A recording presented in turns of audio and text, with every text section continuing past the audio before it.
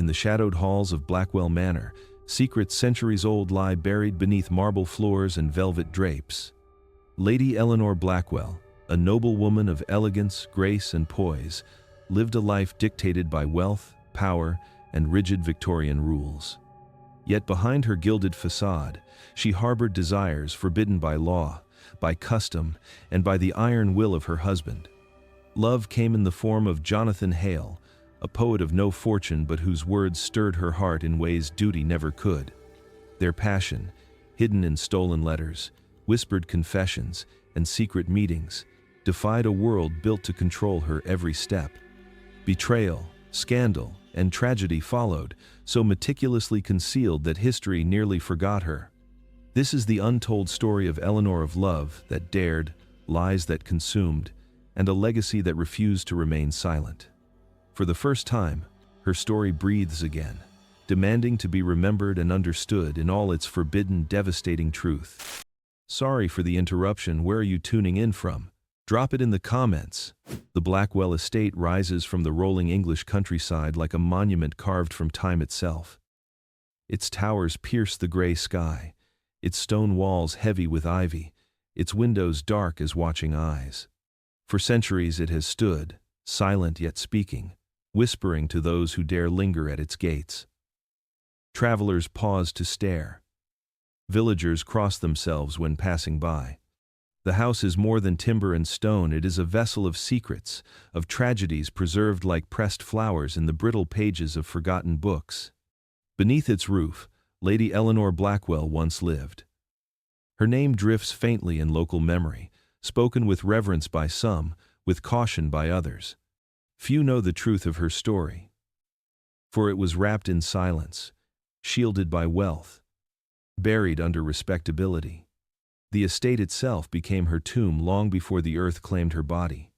Those who entered its halls swore the walls held an echo, a presence too strong to be mere draft or creak of wood. They said the house remembered her, even when people tried to forget. The grandeur of the estate concealed what lay within. Marble floors, sweeping staircases, chandeliers that glittered like captured constellations. These were meant to display power, to blind guests to what they were not meant to see. Yet beauty often hides rot. Behind velvet curtains and beneath polished surfaces, the Blackwell estate was thick with unrest. Every painting, every corridor seemed to observe the lives it contained, preserving the lies spoken within its chambers. In the village below, whispers endured. Servants dismissed from the house told fragments of strange happenings. Doors locking without a hand. Windows opening in still air. Voices where none should be. Most villagers laughed nervously, unwilling to believe yet too cautious to dismiss. But when a storm rattled the valley and lightning struck the hilltop, they swore they could hear a woman's cry carried down with the thunder. History has tried to soften the truth, reducing Eleanor Blackwell to little more than a footnote in genealogies, a portrait in a gilded frame, a young noblewoman gone too soon. But the truth, buried beneath propriety, is far darker. She was not merely a lady of privilege and grace. She was a woman imprisoned in a world of appearances, longing for something forbidden, punished for daring to reach for it. To step into the Blackwell estate today is to step into a mausoleum of silence. Dust gathers where laughter once rang. The gardens are wild, yet the roses bloom fiercely red, as if watered by grief itself. Few dare to walk the halls at night, for they say Lady Eleanor has not yet left. Her story lingers here, in the cracks of the stone, in the cold air of the drawing rooms, in the shadows that fall across the staircase. This is not simply the story of a woman, but of the lies that destroyed her, the love that condemned her, and the death that turned her into legend. And now, after centuries of silence, the House of Blackwell is ready to speak. Eleanor Blackwell was the embodiment of what society expected from a woman of her station. Born into privilege, she had been raised within walls of refinement, schooled in manners, music, and the careful art of conversation. To her family and to those who watched from the outside, she seemed the very portrait of grace. Her gowns shimmered in candlelight, her voice was measured and sweet, and her every gesture spoke of discipline and breeding. To the world, she was flawless, a shining example of Victorian nobility. But perfection was a mask, and Eleanor wore it with increasing strain.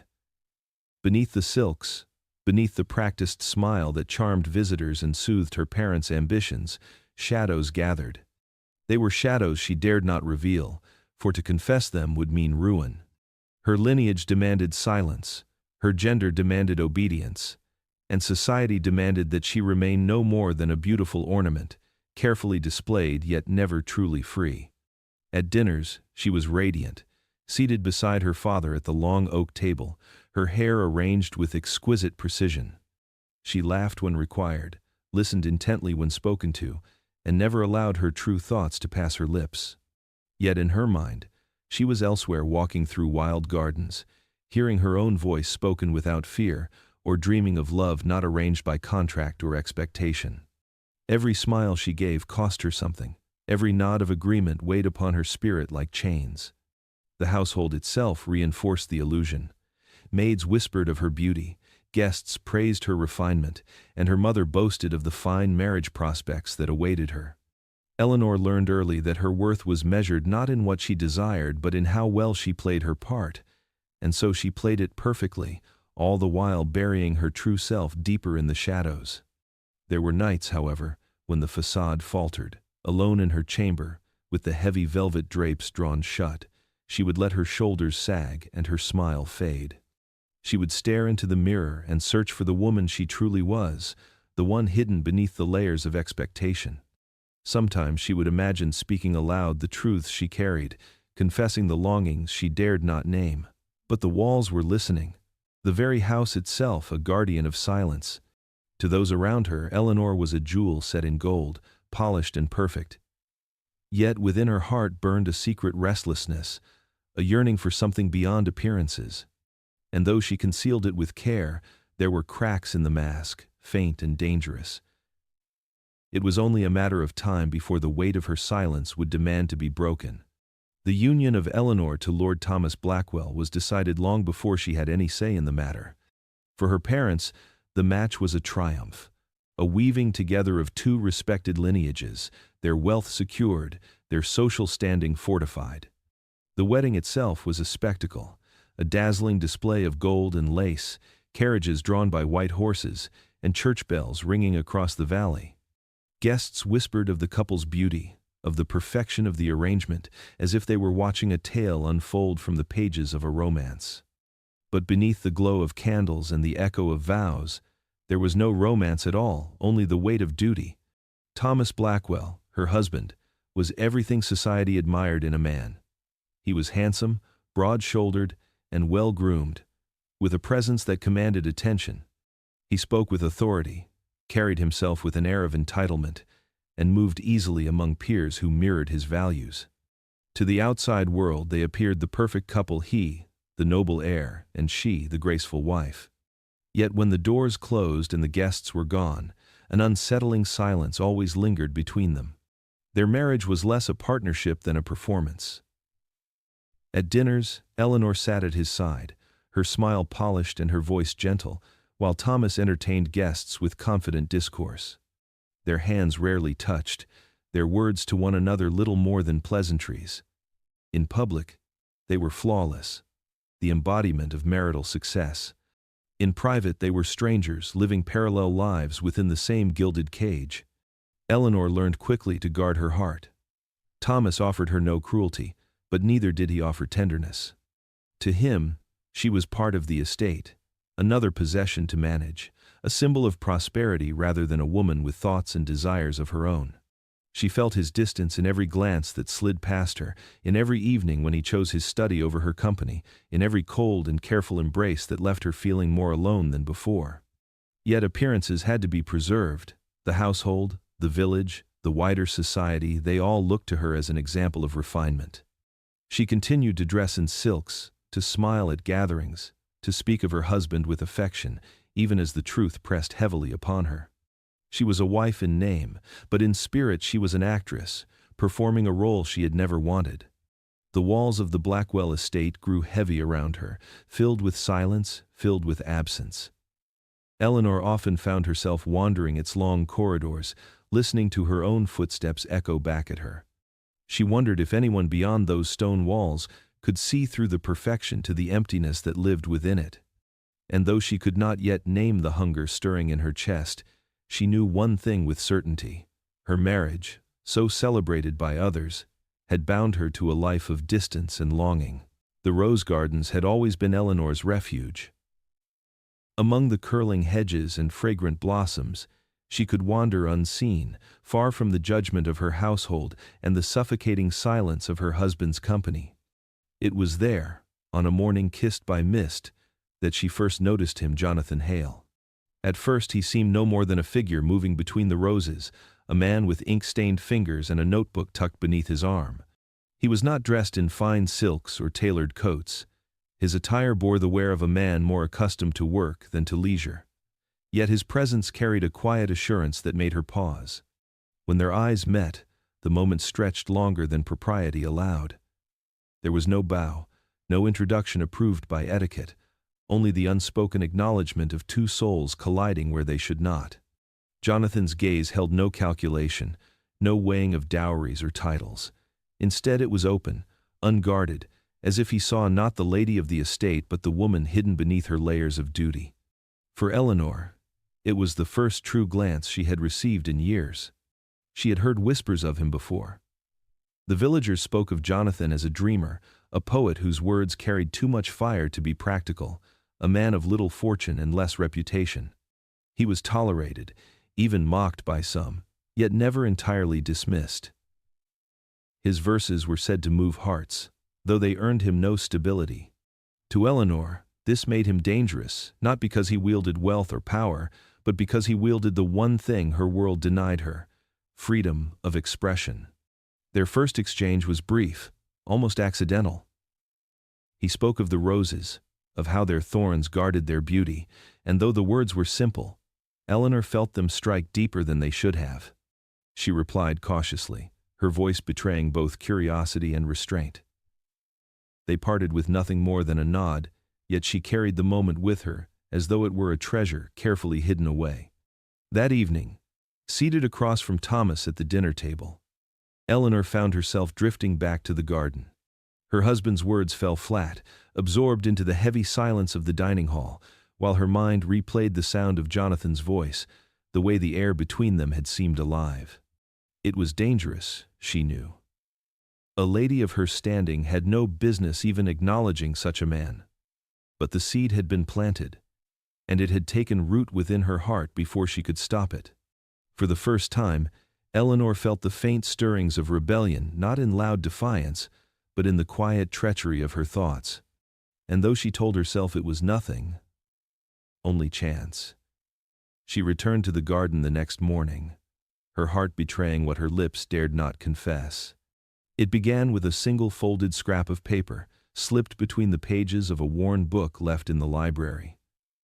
Eleanor discovered it by chance, or perhaps fate had guided her hand. The handwriting was unfamiliar, bold, and unpolished, yet carrying a kind of intimacy that spoke directly to her. It was Jonathan's.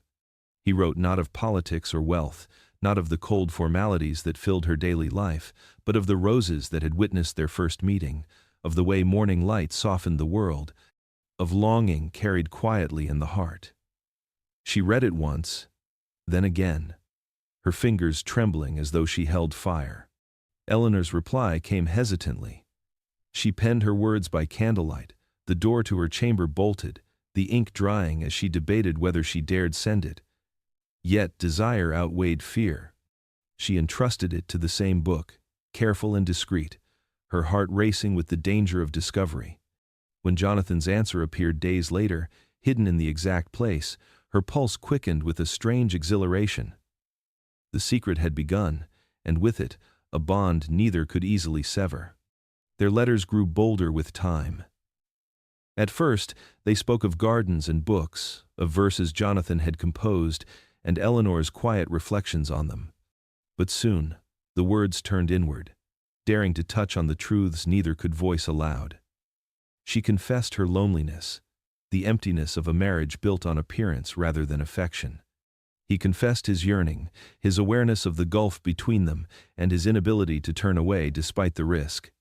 Each sentence, each stolen line, drew them deeper into a world they created together, one where duty and reputation held no power. The letters became her lifeline. At dinners, while Thomas droned on about estate matters, Eleanor's mind was elsewhere, replaying Jonathan's words, tracing the curves of his script in her memory. In the stillness of her room at night, she would light a candle and unfold the pages, her lips silently forming the words he had written as though they were prayers whispered in secret. For the first time in years, she felt seen, not as Lady Blackwell, but as Eleanor, the woman hidden behind silk and silence. Yet with each letter, the danger grew. Servants passed through her chambers, maids attended her dresses, and the possibility of discovery hung like a blade above her. Still, she could not stop. Every message slipped beneath a cushion or tucked between pages bound her more tightly to Jonathan, and each word risked everything she had been taught to protect. But Eleanor did not care. Ink had become rebellion. Paper had become passion. And in the darkness of secrecy, she discovered a forbidden freedom she could no longer live without. It began as little more than murmurs, fragile threads of gossip carried on the lips of servants who knew better than to speak too loudly. A maid swore she had heard soft laughter in the east wing long after the lamps had been extinguished. A footman claimed he saw Lady Eleanor slipping through the garden gates when the house lay still.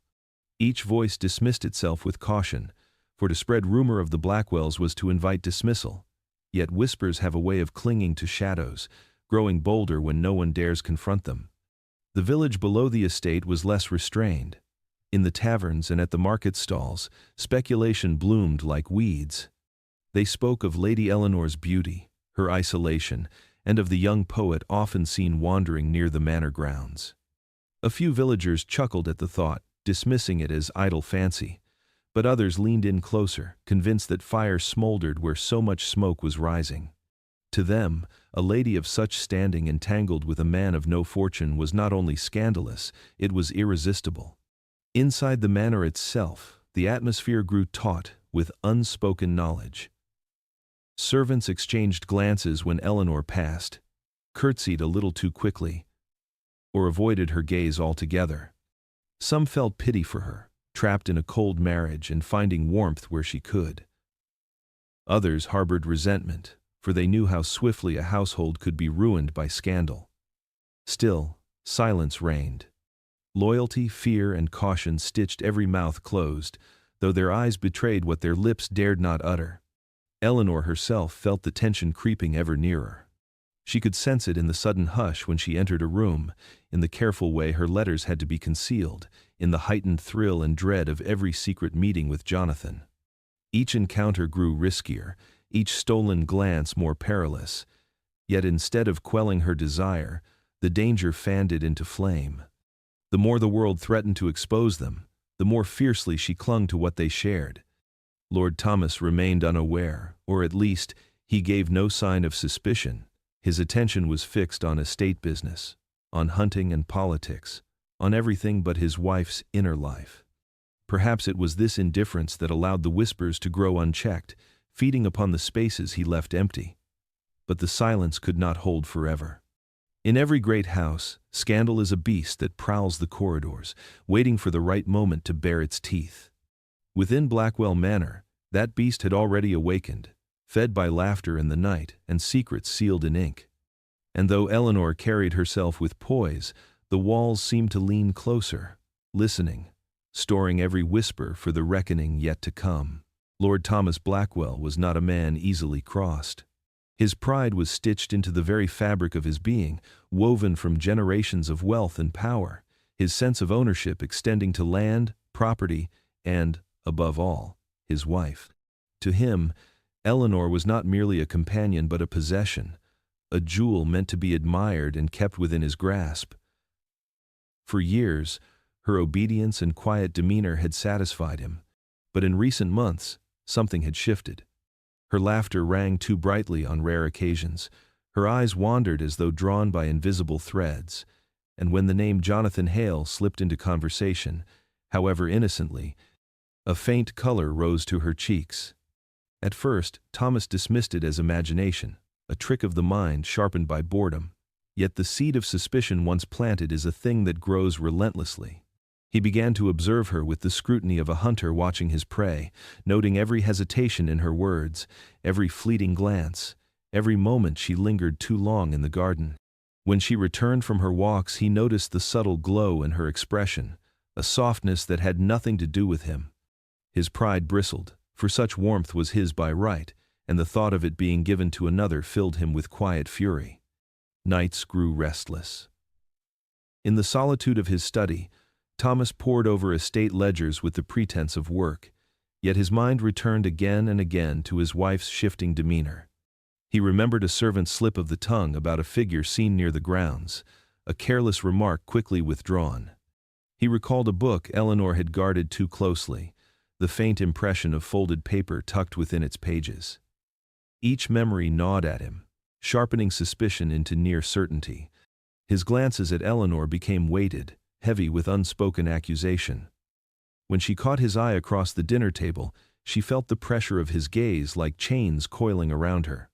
He said little, but his silence was more dangerous than words.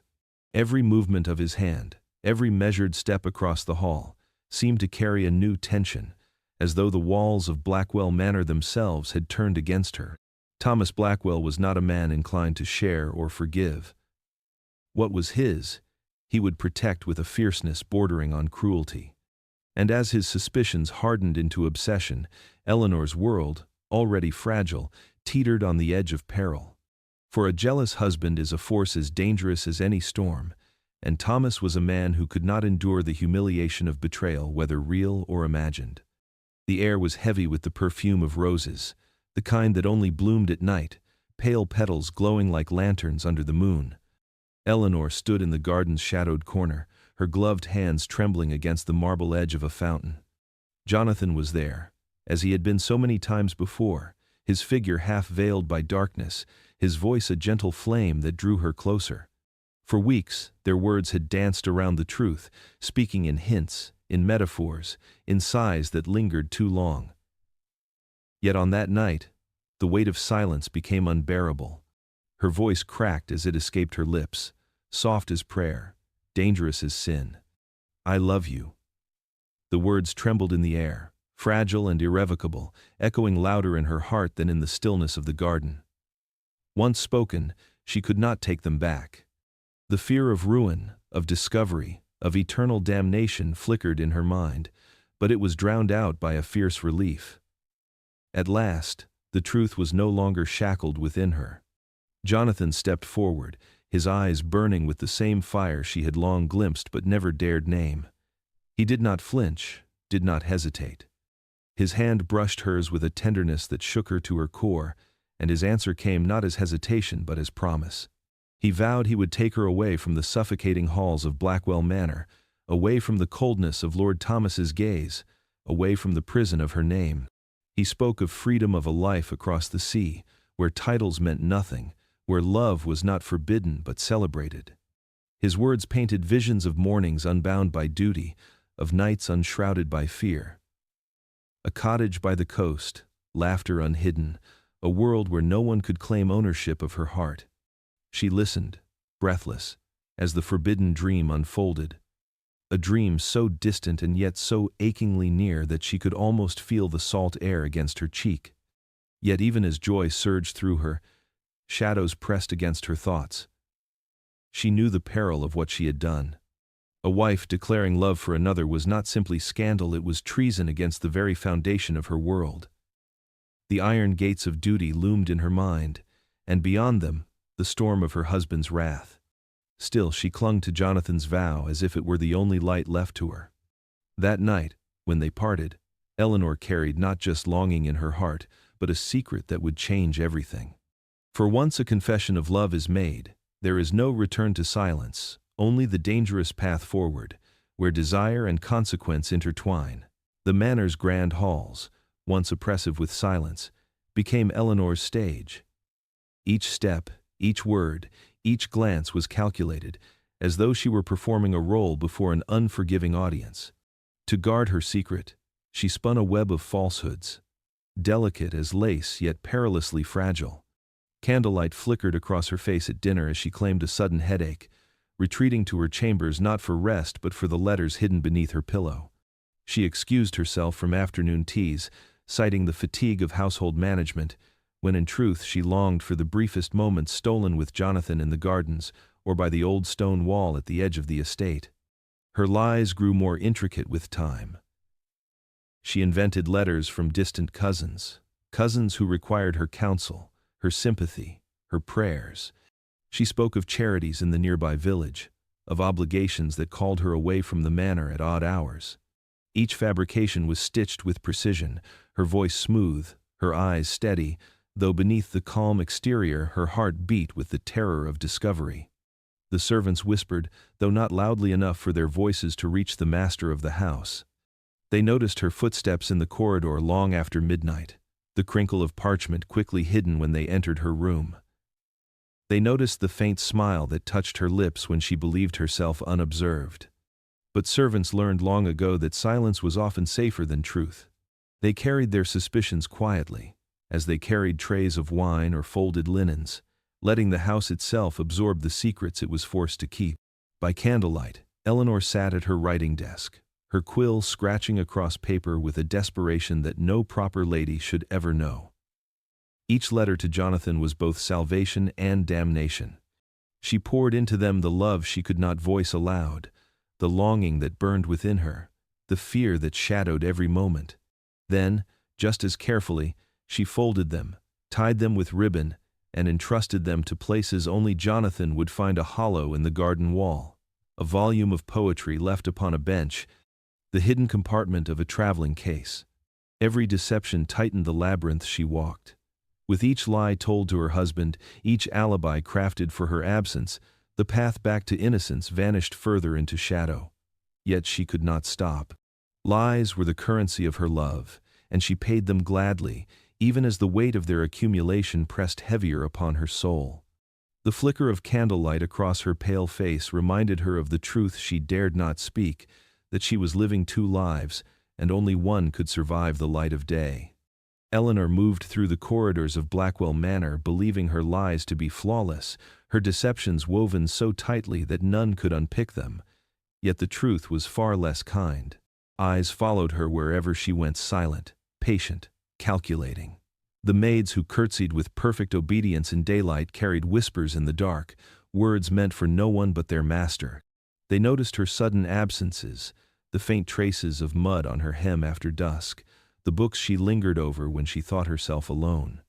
They reported such observations not out of malice, but because their livelihood depended upon loyalty to Lord Blackwell. Beyond the walls, the neighbors too became watchers. In the quiet rhythm of the countryside, even the smallest irregularities became fodder for speculation. Why did Lady Blackwell walk alone so often, unchaperoned, when other noble women guarded propriety so fiercely? Why did her carriage linger near the edges of the estate rather than at the village square? Such questions, asked with raised brows over teacups, carried weight. The gentry thrived on scandal, and Eleanor's every movement became a thread in their tapestry of suspicion. But most dangerous of all was the scrutiny of Lord Thomas Blackwell himself. Once only vaguely unsettled by his wife's distracted gaze, he now grew consumed by the need to uncover what lay behind it. Pride, more than love, drove his suspicion. He was a man who valued ownership above affection, and Eleanor was his possession, as much as the land, the house, and the name he bore. The thought of another man touching what belonged to him lit a slow, burning fury within him. Unwilling to rely solely on servants' gossip, he employed men in shadows, trusted retainers, whose duties extended far beyond tending horses or polishing silver. They followed Eleanor discreetly when she ventured beyond the estate, their eyes sharp, their memories exact. They tracked the rhythm of her footsteps, the path of her carriage, the intervals at which she vanished from sight. When she lingered near the garden wall, when her gloved hand brushed against the hidden compartments where letters passed, they were not always as alone as she believed. Eleanor, blinded by longing and love, mistook her careful lies for safety. She failed to sense the tightening noose of observation, the way every glance, every rumor, every hushed word was being gathered into a net meant to ensnare her. The walls of Blackwell Manor did not only guard secrets, they listened, they watched, and they carried those secrets to the very man she most feared. The night the storm came, it seemed the heavens themselves had chosen to bear witness to the unraveling of Eleanor's fragile world. Rain lashed violently against the tall windows of Blackwell Manor, streaking the glass like tears that would not cease. Thunder cracked above the roof, shaking the chandeliers until their crystals trembled with light.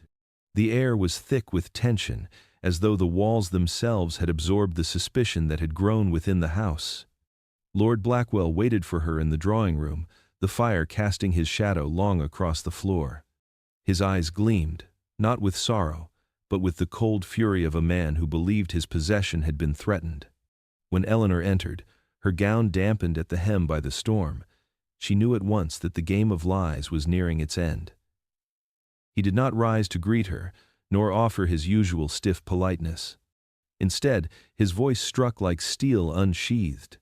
"Where do you go when you claim to be unwell?" he demanded, his tone low but edged with menace.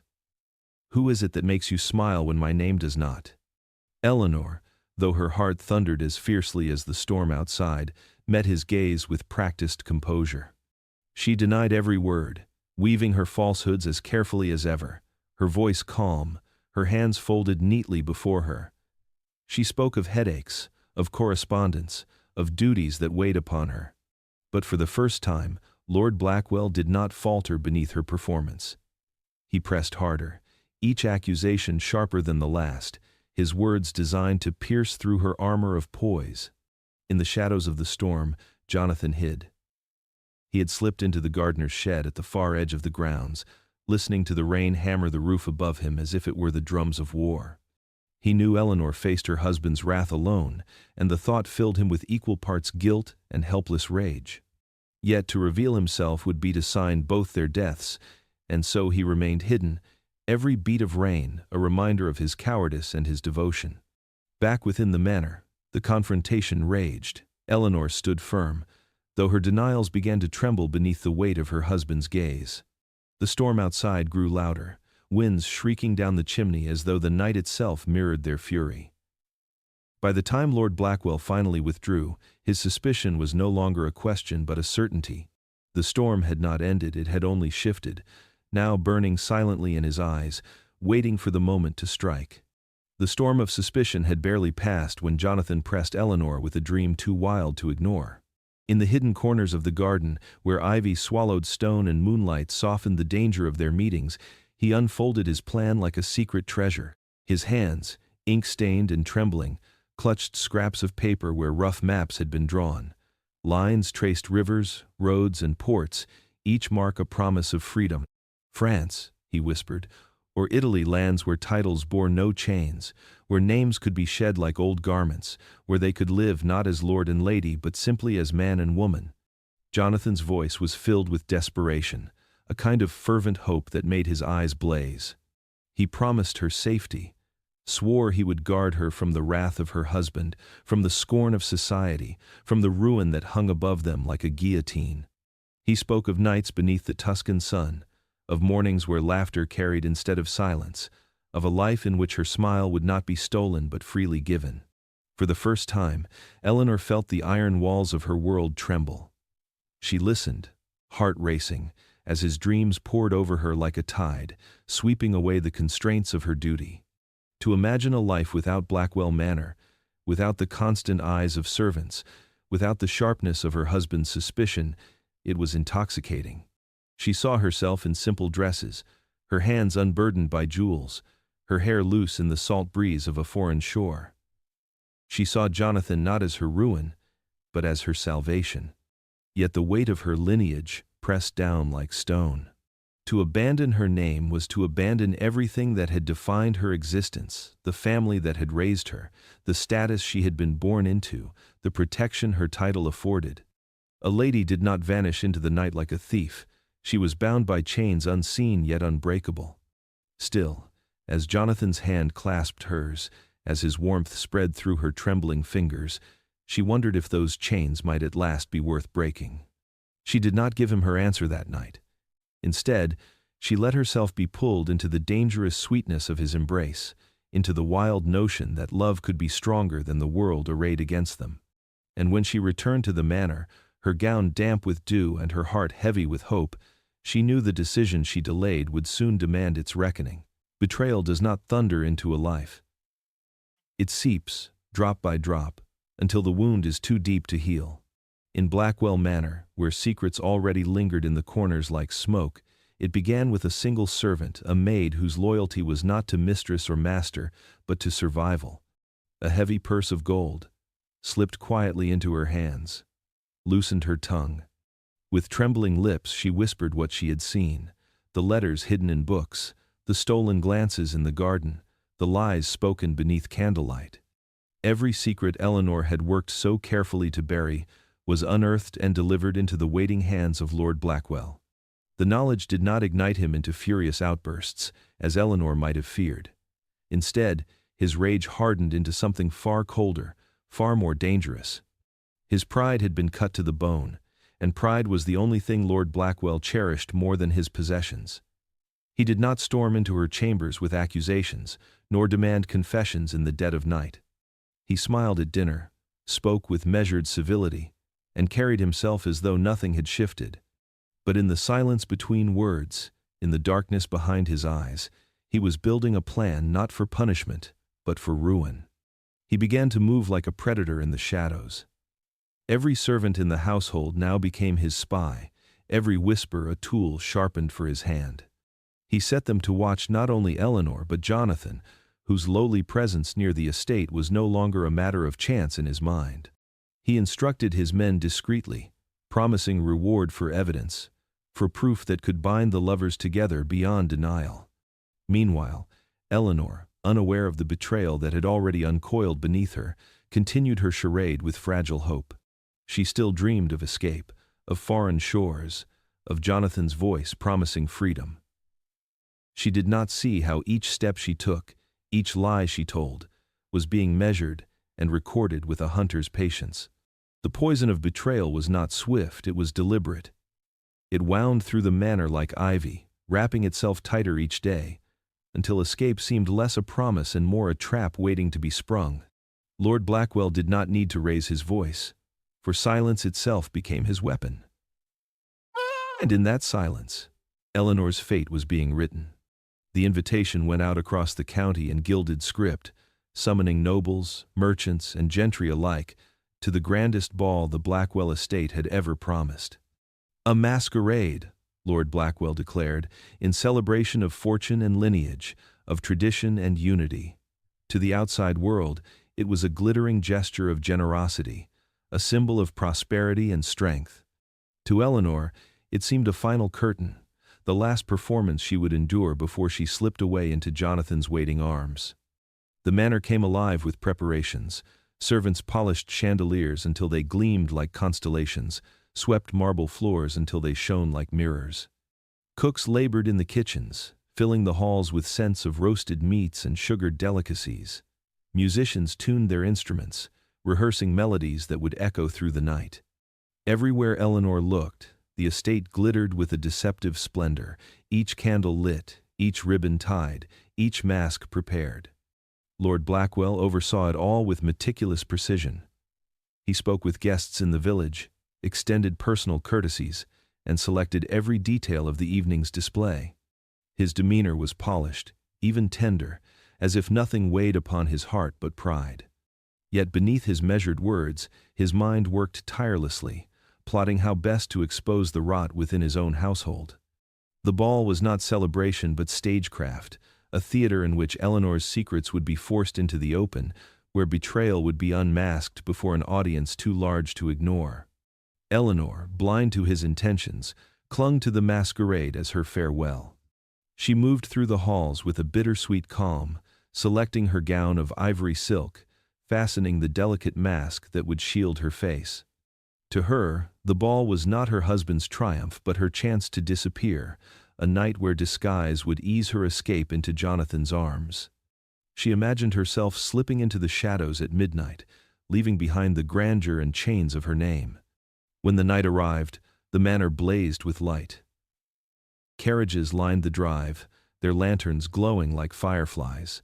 Music swelled from the ballroom, violins soaring as laughter and chatter filled the air. Masked figures twirled across the floor, their silks and satins blending into a kaleidoscope of color.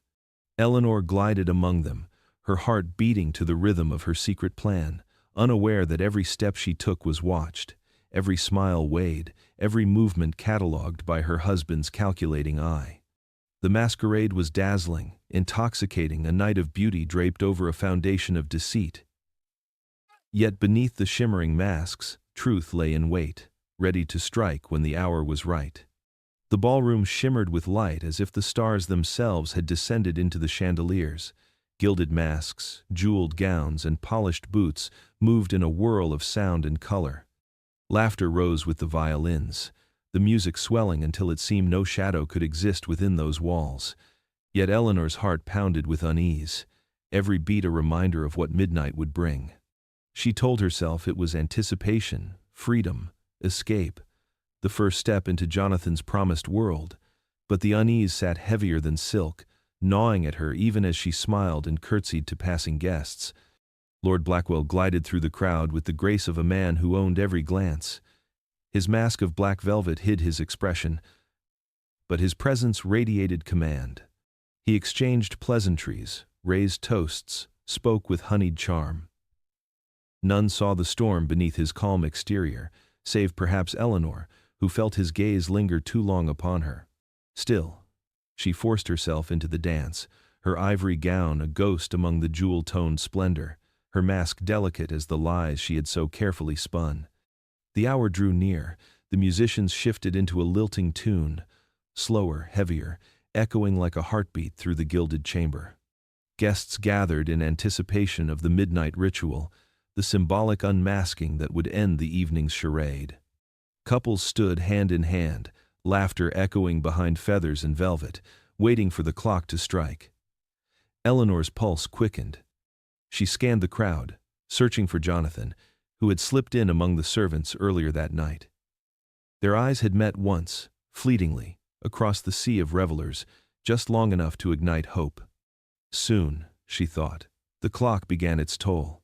1, 2, 3. The sound reverberated through the ballroom, silencing laughter, stilling movement. Guests reached for their masks, silk ribbons tugged free, jewels lifted from faces. One by one, disguises fell away, revealing flushed cheeks and knowing smiles. Eleanor's hand trembled as she untied her own, the ivory mask slipping from her fingers like a petal. She forced herself to smile, though dread coiled in her stomach. And then the trap was sprung. From the edge of the room, shadows moved. Lord Blackwell's men, hidden until now, surged forward with brutal precision. Gasps rippled through the guests as Jonathan was seized, dragged into the golden light from his place among the servants. His mask was torn away, his face revealed not as a footman or shadow, but as the man who had dared to steal a lady's heart. Eleanor's scream tore through the music, sharp and raw, yet it was drowned in the swell of chaos, the strings shrieking, the crowd murmuring, the whispers of scandal igniting like wildfire. Lord Blackwell did not move at first. He stood tall, his mask already removed, his expression calm, almost serene. He let the scene unfold as though it were theater crafted for his audience alone. The guests watched in horrified fascination, unable to look away. A nobleman betrayed, a lady undone, a commoner exposed. It was spectacle, humiliation, and tragedy all in one. Eleanor lunged forward, but strong hands caught her arms, holding her back as Jonathan was dragged across the marble floor. His eyes found hers, fierce even in defeat, and she read the vow in them: still freedom, love, escape. But it was a vow now stained with futility, for the chains had already closed around him. The 12th chime faded, leaving only silence broken by Eleanor's sobs and the muffled struggles of her lover. The masks had fallen, not just of silk and lace, but of every lie, every hope, every illusion. And in their place stood the brutal truth. Their secret was no longer theirs. It belonged to everyone. The night that was meant to be her liberation had become her undoing. No gavel was struck, no jury summoned, no parchment signed to mark the course of justice. Jonathan's trial was held in silence, hidden in the bowels of Blackwell Manor where stone walls drank the cries of the forgotten. Guests left the masquerade with tales to amuse their carriages, the scandal of Lady Eleanor, the disgrace of her common lover. But none knew what awaited him once the torches dimmed. The law of the land never touched his name. The law of Lord Blackwell was swifter, crueler, and absolute. Dragged down narrow stairwells, slick with damp, Jonathan was cast into the manor's undercroft, a dungeon older than the estate itself. Once it had held thieves and debtors caught trespassing on Blackwell soil, but now it became a tomb for a poet whose crime was love. Shackles bound his wrists, iron biting into skin already bruised from the force of his capture.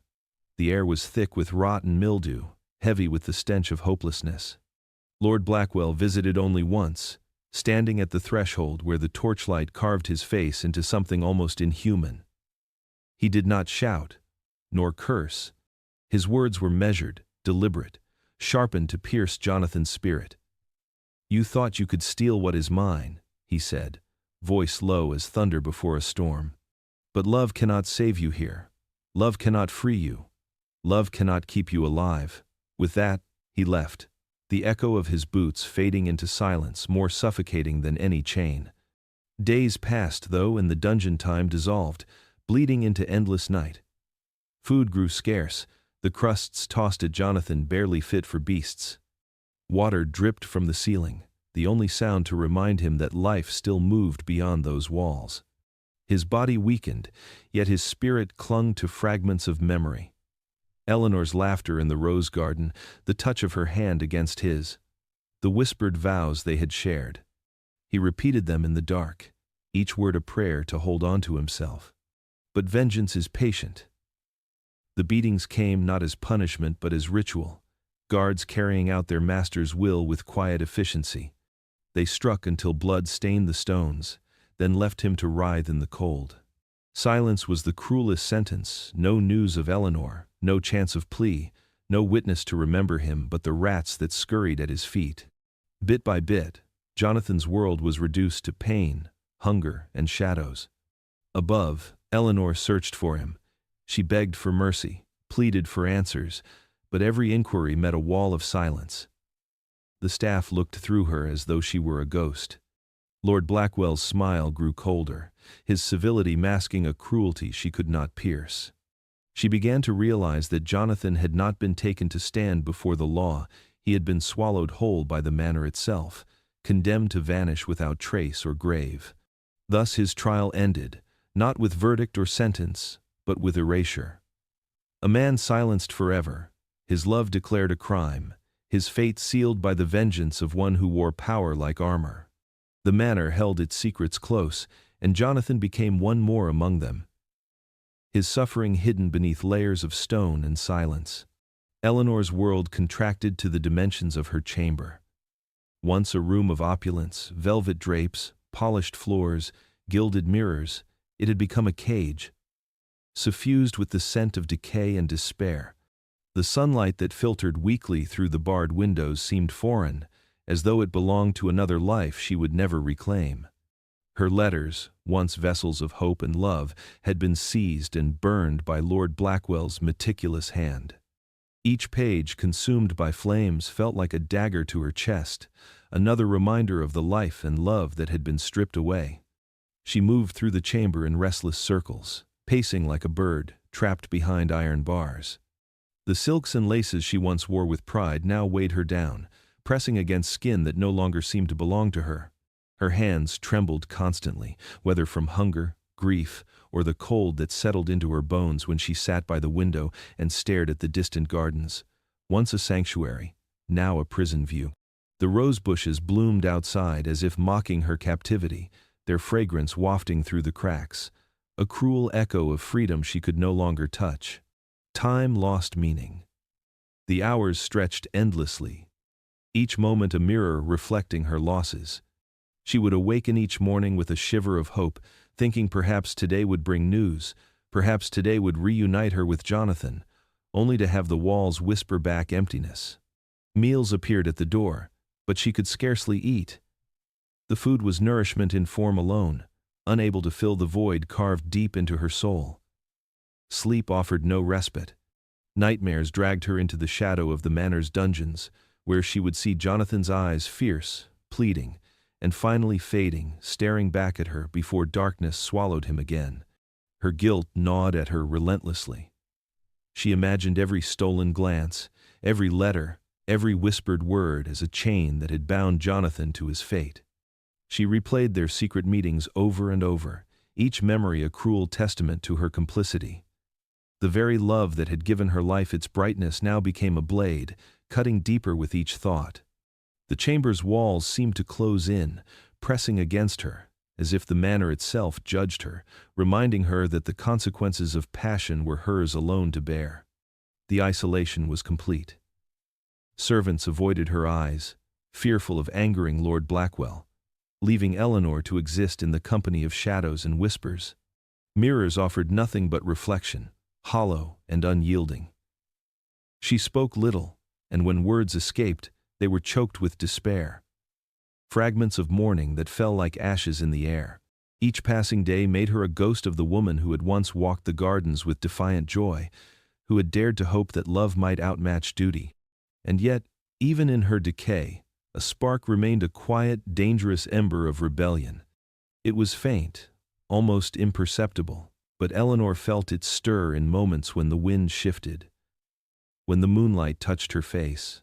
Perhaps it was the memory of Jonathan, perhaps the lingering fire of a spirit not yet fully extinguished.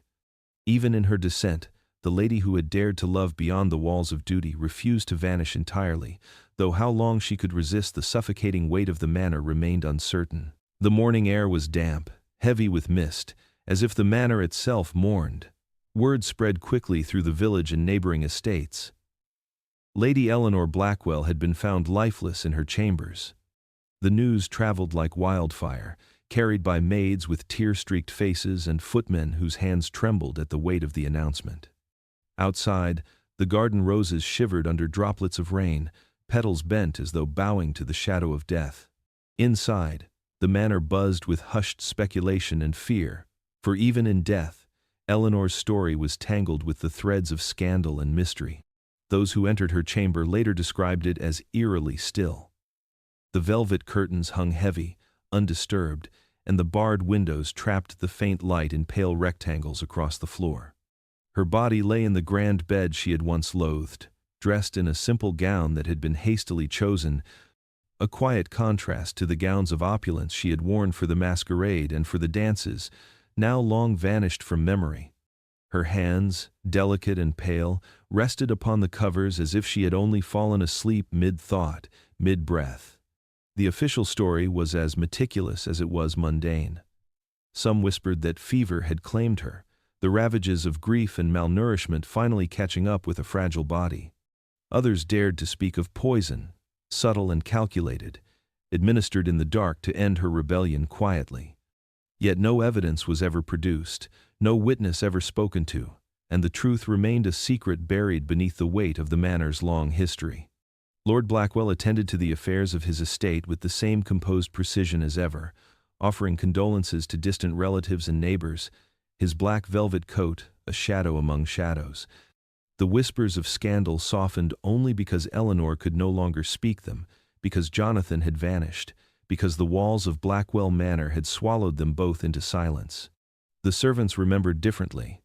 They recalled the weeks of her decline, the pacing, the whispers to empty corners, the tears shed for a love that could never exist openly.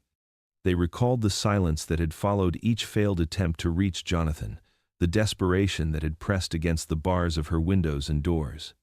Yet they, too, were silenced by fear, for the manor did not tolerate gossip, and Lord Blackwell's influence reached far beyond its stone walls. Outside, the village mourned in fragments. Market women lowered their voices when his name was spoken. Children whispered of the lady who had vanished behind the iron gates, of the beauty and sorrow that had lingered in the gardens. No one knew fully what had transpired within the grand halls, but the sense of injustice lingered like smoke after a fire. Eleanor's death became legend, a cautionary tale woven into the landscape of the countryside. the lady of beauty and defiance, whose heart dared to love beyond her station, was now a shadow among shadows. In the manor, life resumed with the eerie normality of the aristocratic world. The grand halls continued to echo with steps, servants went about their duties, and Lord Blackwell maintained his façade of order. But in the corners, in the silence of the chambers Eleanor had once haunted, her presence lingered.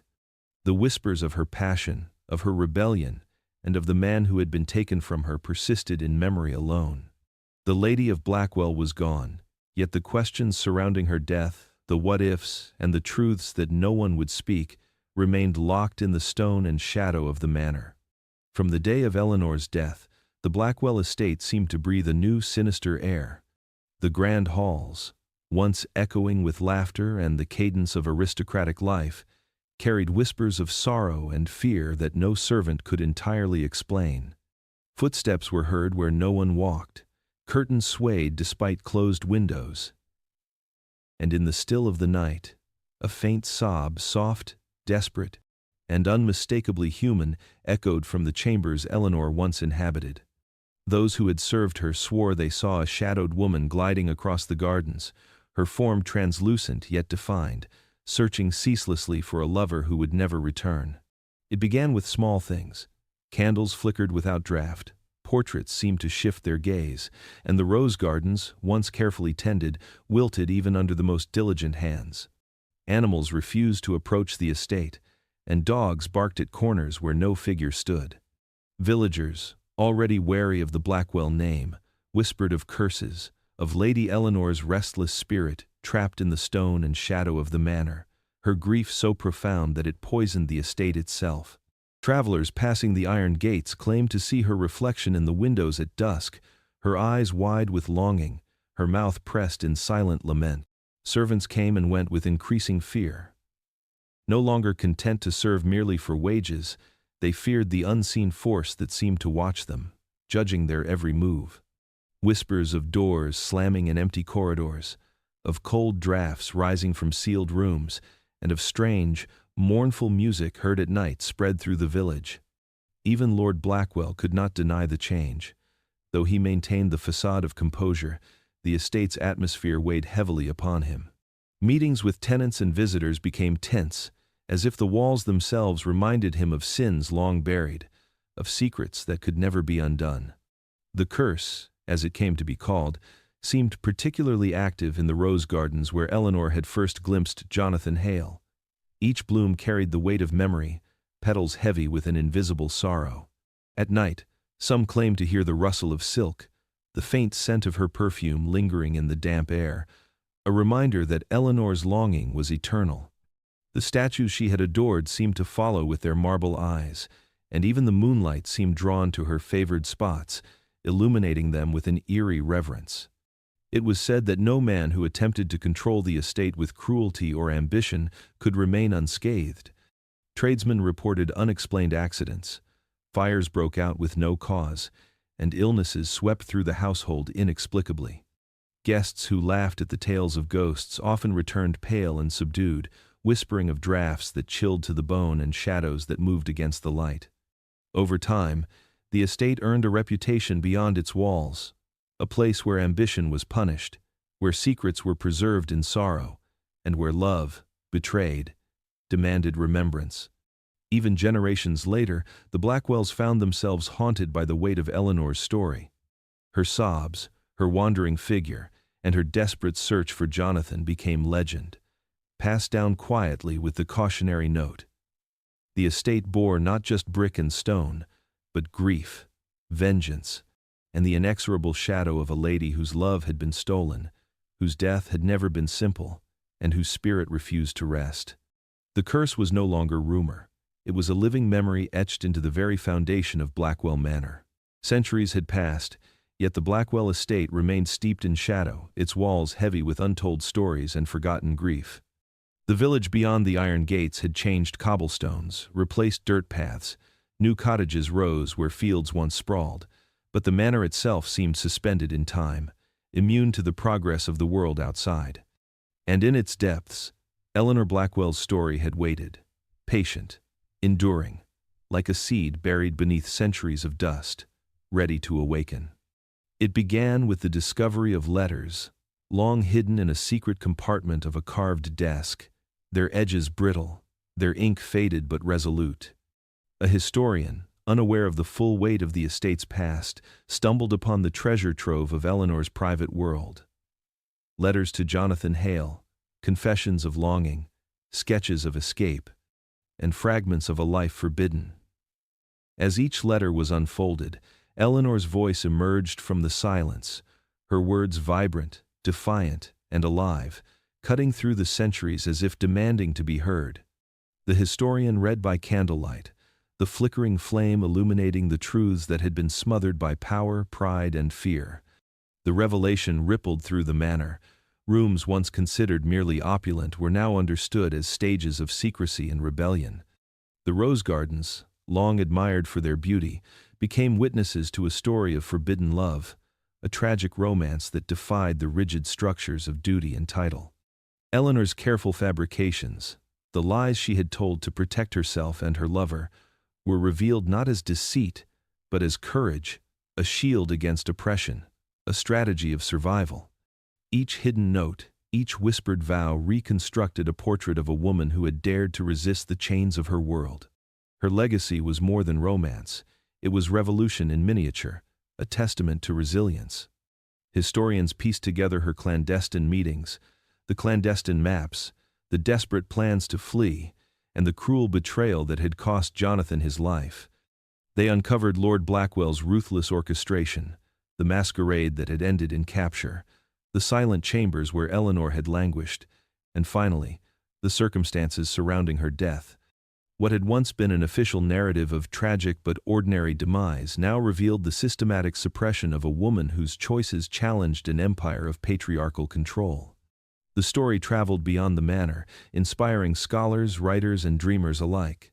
Eleanor was no longer merely a cautionary tale whispered to scare children or servants.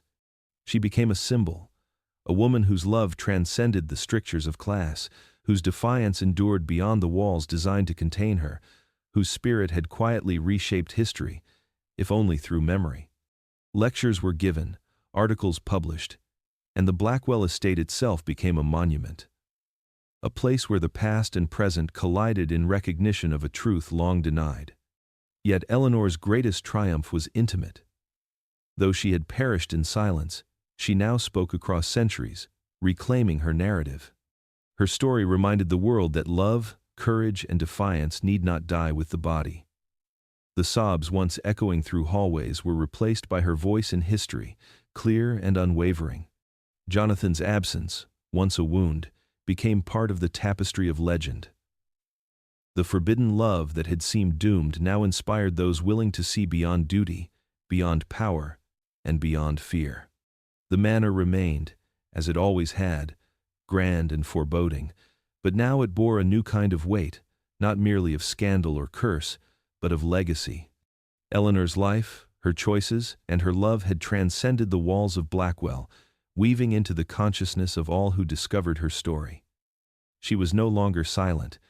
She had become eternal, a reminder that even in a world built to control, to suppress, and to erase, truth and courage would always find a way to breathe.